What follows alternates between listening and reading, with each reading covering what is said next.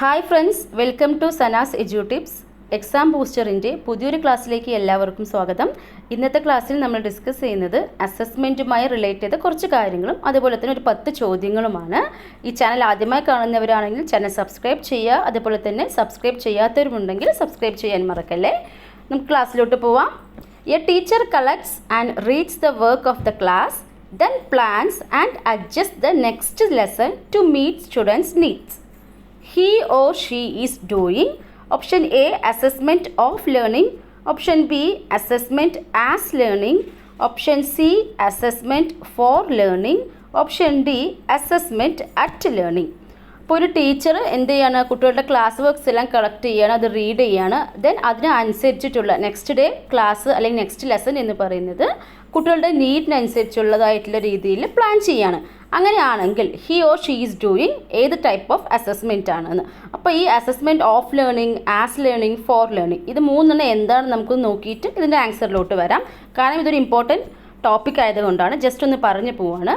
Okay, then assessment for learning. Assessment for learning എന്ന് വെച്ച് കഴിഞ്ഞാൽ പഠനത്തിനായുള്ള വിലയിരുത്തൽ. മലയാളത്തിൽ പറയുകയാണെങ്കിൽ പഠനത്തിനായുള്ള വിലയിരുത്തൽ, അതായത് ഒരു ഫോർമേറ്റീവ് അസസ്മെൻറ്റിൽ പെട്ടതാണ് ഈ അസസ്മെൻറ്റ് ഫോർ ലേണിംഗ് എന്ന് പറയുന്നത്.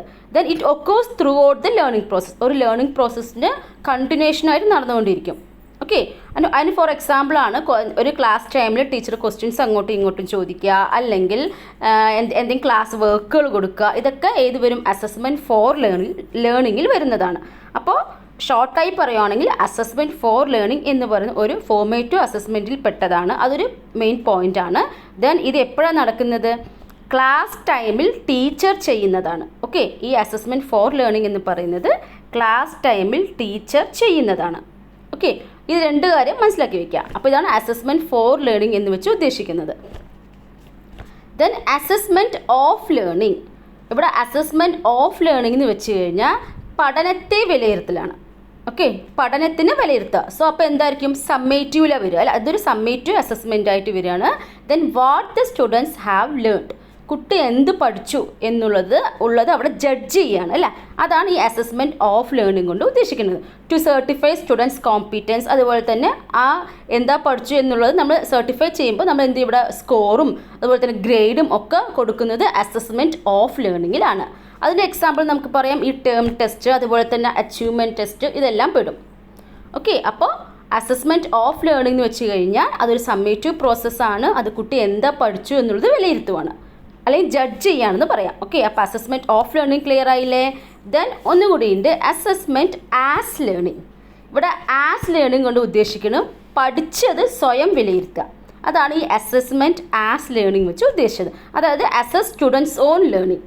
ഇതൊരു സെൽഫ് ഡയറക്റ്റഡ് പ്രോസസ്സാണ്, അല്ലെങ്കിൽ എന്ത് പറയാം, നമുക്കിതൊരു സെൽഫ് അസസ്മെൻ്റ് ആണ് for monitoring of own learnings. സ്വന്തം പഠനം എങ്ങനെയുണ്ടെന്ന് സ്വയം വിലയിരുത്തുന്ന ഒരു പ്രോസസ്സാണ്.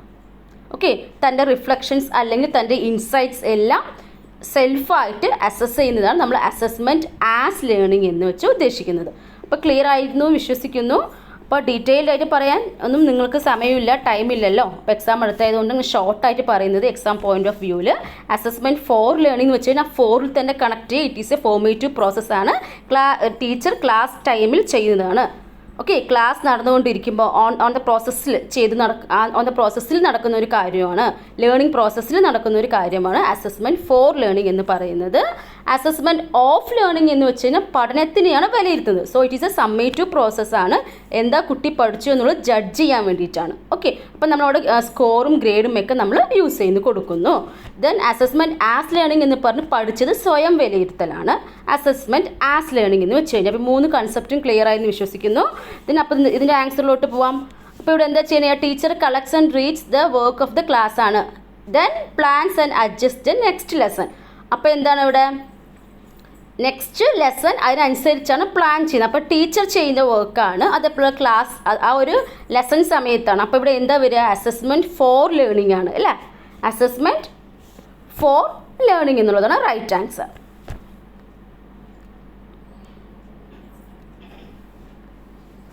Next one, school based assessment. Option A, focus on exam techniques rather than outcomes, offer less control to the students over what will be assessed. Option C, improve learning by providing a constructive feedback.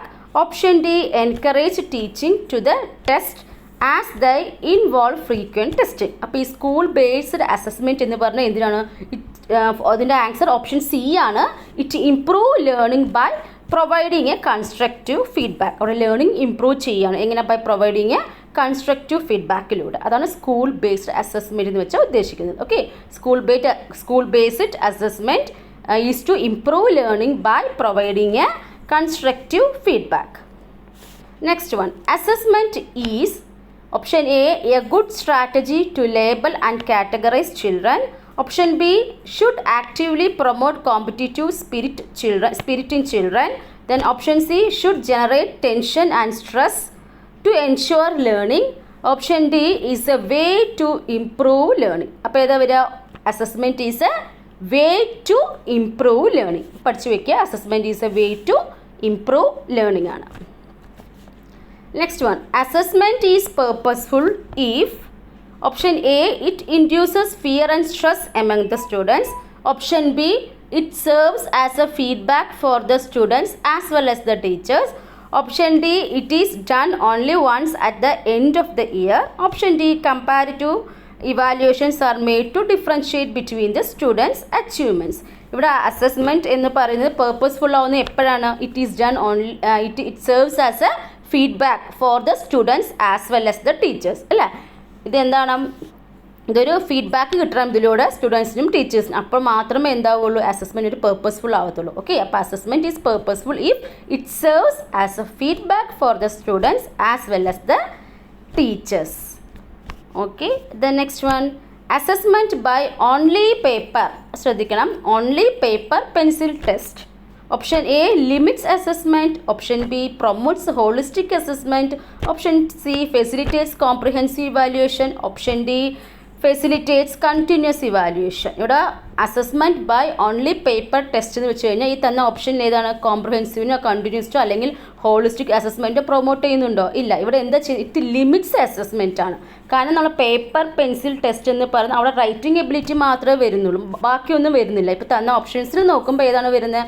It limits assessment ആണ്. Okay, assessment by only paper pencil test limits assessment. കാരണം ഇവിടെ paper pencil test മാത്രം, only paper pencil test ആകുമ്പോൾ ഇവിടെ എന്ത് വരുന്നു? Writing ability മാത്രമേ consider ചെയ്യുന്നു. ബാക്കി തന്ന ഓപ്ഷൻസ് ഒക്കെ നോക്കുമ്പോൾ എന്താണ്? കോംപ്രഹെൻസീവും കണ്ടിന്യൂസും ഹോളിസ്റ്റും ഒക്കെ വരുന്നുണ്ട്. സോ ഇത് മൂന്നും നമുക്ക് എന്ത് ചെയ്യാം? ഇതിൽ പെടുന്നതല്ല. സോ ലിമിറ്റ്സ് അസസ്മെൻറ്റ് ആണ് ഇതിൽ കറക്റ്റ് റൈറ്റ് ആൻസർ എന്ന് പറയുന്നത്. Okay, next one, the main aim of continuous and comprehensive evaluation is option A, to evaluate every aspect of the student. Option B, to evaluate scholastic abilities of students.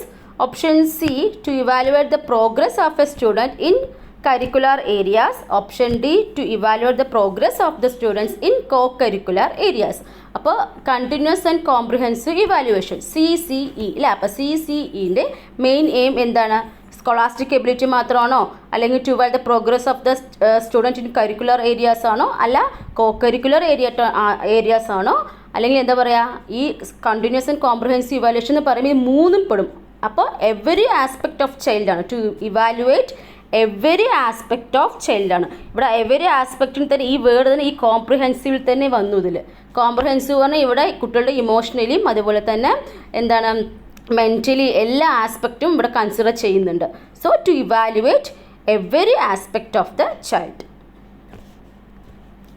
Next one, in learning, assessment is essential for grades and marks, screening test, motivation, fostering of the purpose of segregation and ranking. ഇപ്പോൾ ഇവിടെ എന്താണ്? Assessment is four motivation ആണ് കേട്ടോ. In learning assessment is essential for motivation. Next one, in a progressive classroom setup, the teacher facilitates learning by providing an environment. Option A, promotes discovery. Option B is restrictive. Option C, discourages inclusion. Option D, encourages repetition. ഇപ്പോൾ ഒരു progressive classroom സെറ്റപ്പിൽ teacher facilitates learning by എങ്ങനെയായിരിക്കണം? By providing a environment that promotes discovery ആയിരിക്കണം. Okay,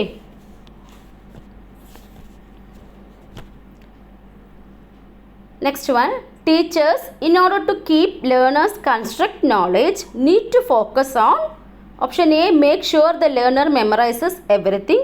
Option B, scores marks obtained by the learner. Option C, involving the learner for active participation. Option D, mastering learning of concept by the learner. അപ്പോൾ teacher in order to help learners construct knowledge construct ചെയ്യണമെങ്കിൽ എന്ത് ചെയ്യണം? It needs involving the learner for active participation. Involving the learner for active participation.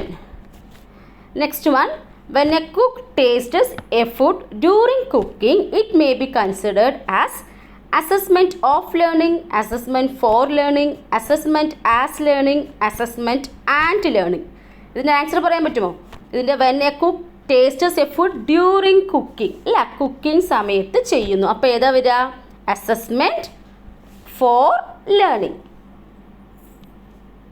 ഈ ഒരു question ഞാൻ last തന്നത് ആദ്യം ഇതുപോലത്തെ ഒരു ക്വസ്റ്റ്യൻ തന്നിരുന്നു, അതിനെ എക്സ്പ്ലെയിൻ ചെയ്തിരുന്നു. അതപ്പോൾ ഓർമ്മയുണ്ടോ ടെസ്റ്റ് ചെയ്യാൻ ലാസ്റ്റ് ഒരു ക്വസ്റ്റ്യൻ തന്നത്. ഇതിൻ്റെ ആൻസർ നിങ്ങൾ കറക്റ്റായിട്ട് പറയാൻ പറ്റിയിട്ടുണ്ടെങ്കിൽ അപ്പോൾ നിങ്ങൾക്ക് കൺസെപ്റ്റ് നന്നായി മനസ്സിലായിട്ടുണ്ട് അല്ലേ? അപ്പോൾ അസസ്മെൻറ്റ് ഫോർ ലേണിംഗ് ഉള്ളതാണ് റൈറ്റ് ആൻസർ. അപ്പോൾ ഫ്രണ്ട്സ്, ഇന്ന് നമ്മൾ അസസ്മെൻറ്റുമായി റിലേറ്റ് ചെയ്ത കുറച്ച് ക്വസ്റ്റ്യൻസ് നോക്കി, കുറച്ച് കാര്യങ്ങളൊക്കെ പറഞ്ഞിരുന്നു. So thanks for watching. ഈ ക്ലാസ് ഇഷ്ടപ്പെടുവാണെങ്കിൽ ലൈക്ക് ചെയ്യാം, അതുപോലെ കമൻറ്റ് ചെയ്യാം, യൂസ്ഫുള്ളായിട്ട് തോന്നുവാണെങ്കിൽ ഷെയർ ചെയ്യാം. അതേപോലെ തന്നെ നമ്മുടെ ചാനൽ സബ്സ്ക്രൈബ് ചെയ്യാനും മറക്കല്ലേ. Okay, thank you. This is Sana's എജു tips.